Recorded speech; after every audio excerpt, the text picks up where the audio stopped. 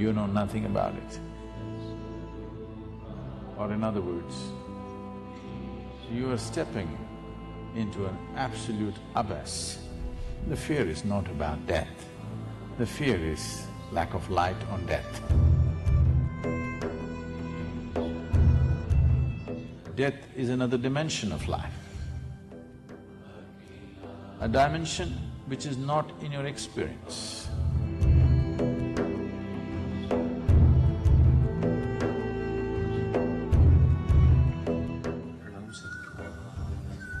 They say the fear of death is the fear, mother of all fears. Why is this so, and how can this be overcome? Say, in daylight, when you can see clearly, if I ask you to walk from that tree to this tree, you will walk, no fear. Late night, suppose we turn off all the lights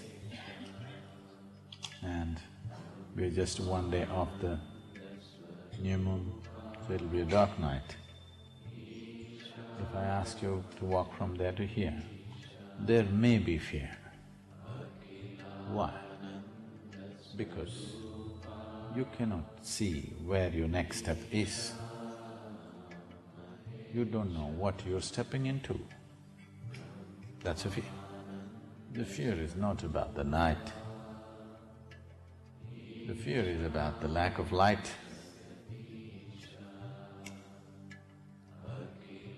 Because there is no light, which means your visual apparatus are no use.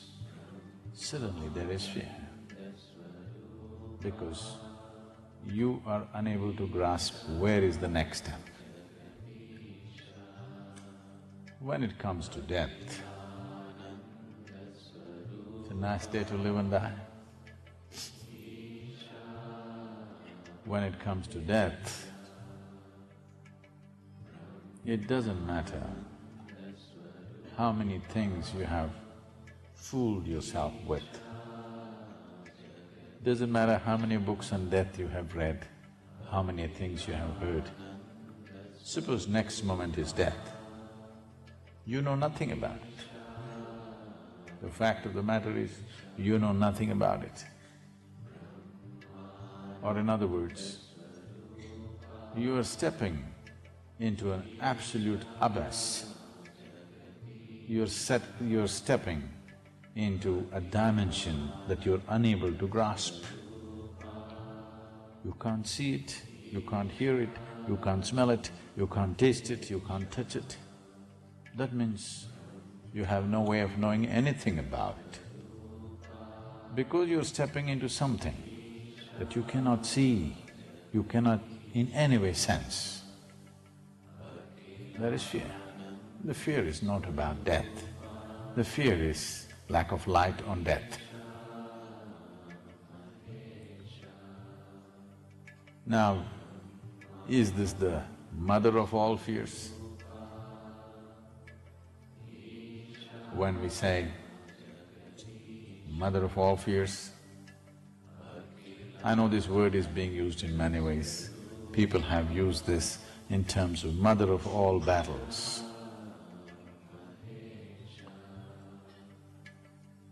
It's a wrong usage in the sense, when we say something is a mother of all, that means we're talking about that something as a source of everything.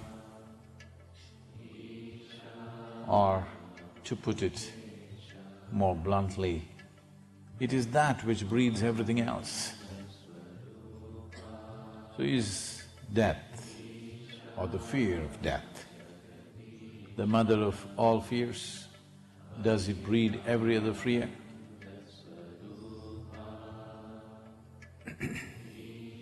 Not necessarily the death,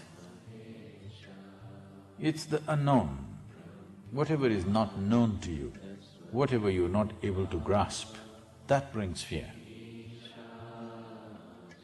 Death is a classic example of the unknown. Of all the things that you may know and not know, death is one thing that for sure you do not know. Human mind is capable of projecting itself in many ways. It's capable of corrupting everything.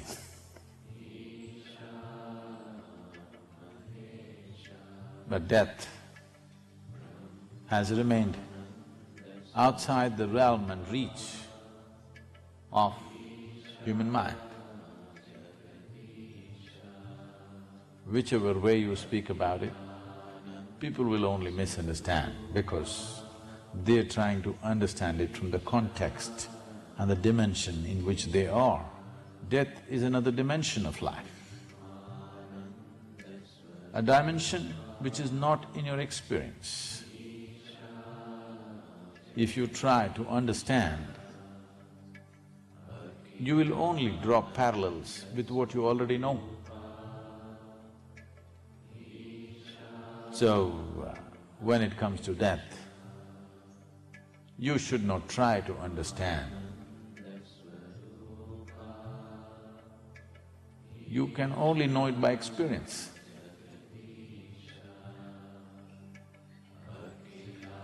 And you're not ready for it.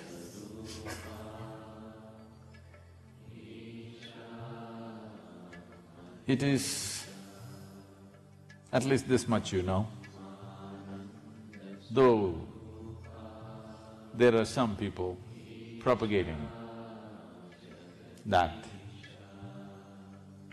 they will rise in death with their body. But any sensible human being knows that when a person dies, the body is left behind. Because body is not your property, it's Mother Earth's property. If anybody rises with their body, they must be booked under ecological laws. Because if all of us rise with our bodies, what will happen to this earth? There is no such thing. The material of the earth has to go back to earth. It's perfectly fine. Today this is a man, tomorrow it's manure, and good manure. Flowers will come, you know, mangoes.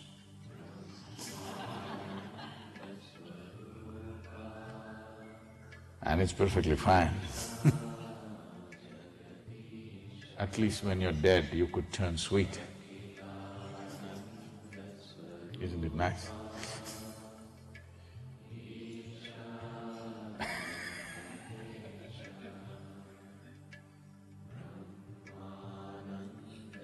When man goes, he becomes a mango.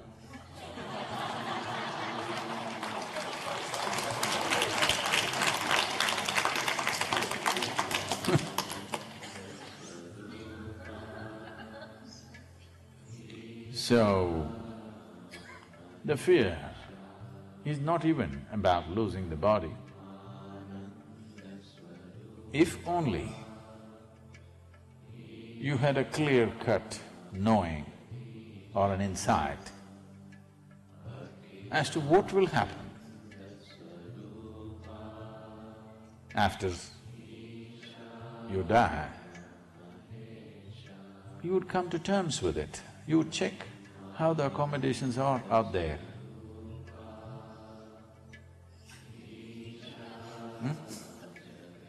If it's a little better than here, you say, why not? And you don't have to check whether it is Indian food or Chinese food out there, because you left the body here, you don't need food. Yes. You don't have to worry, how's the food up there? Because you left the body here. Food is not your problem. You just have to check the accommodation a little bit, how will you be and where? But the problem is, no matter what stories they tell you, in the last 2-3 years, it's become a trend in America. A lot of people writing books of how they died and came back. If they say my post-death experience, it'll be laughed at, so they're saying it's my near-death experience. Near-death is not death. Yes? All of us are near death right now. Yes or no? It can happen anytime. We're near death. Once you're alive, you're near death. How near? Who knows? Who knows if the mountain comes down today? No, it's not.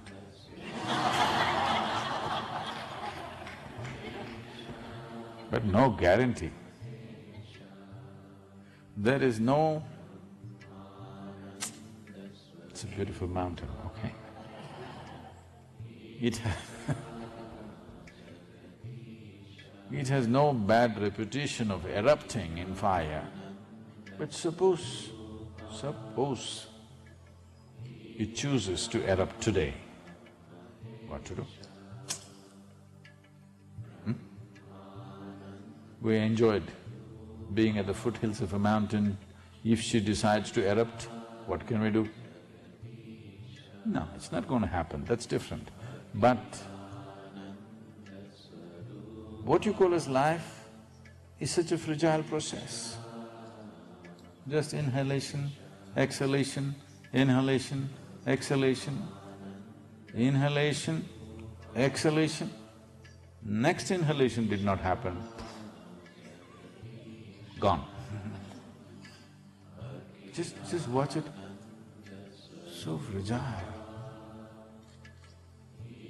gone. Yes or no? Very fragile.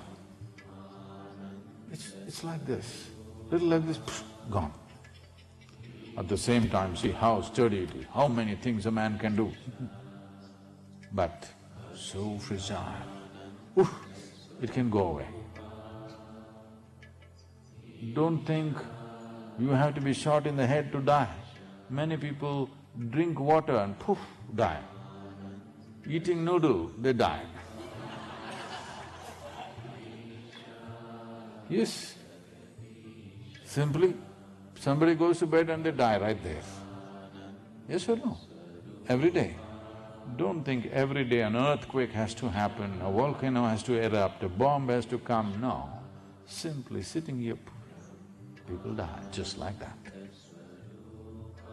So we are all near death. But there are a few entrepreneurs who write books which sell millions of copies about near-death experience. So, though all kinds of things have been written about it, next moment if you're going to die, you know nothing about it. When you think you're not going to die, you can make up all kinds of stories. Suppose you're going to die at the next moment. Stories won't stand, they will fall. So when all the stories that you believed in suddenly melted away, fear arises. Because the next step, you can't see where you're putting your foot. You don't know what it is.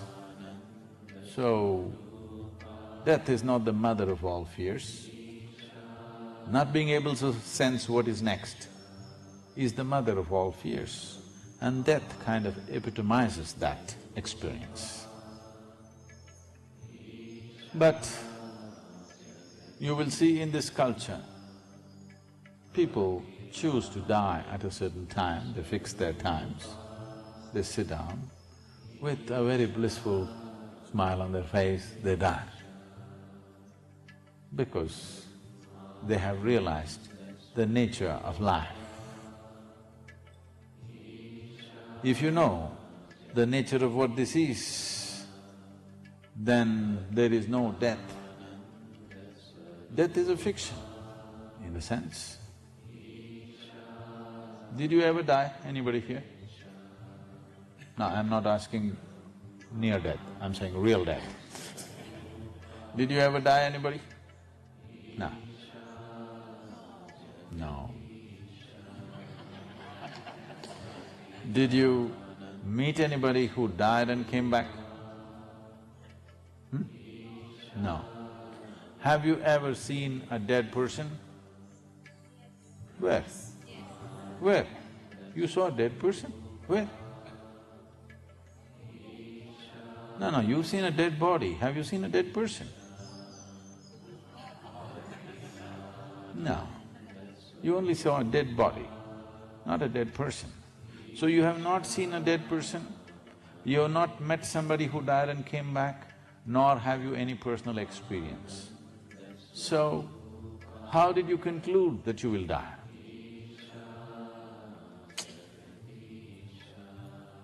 How did you conclude that you will die? This is why, when you're alive, you must look at the nature of this life. If you know what is the nature of this life, if you are living here thinking that you are this accumulated body, if you are deeply identified with the body, then death looks like a dead end. If you know something in your experience, not in your thoughts, in your experience you know something beyond the body, then a dimension beyond the body is not a scary one, not a fearful one, it's a welcome one in many ways.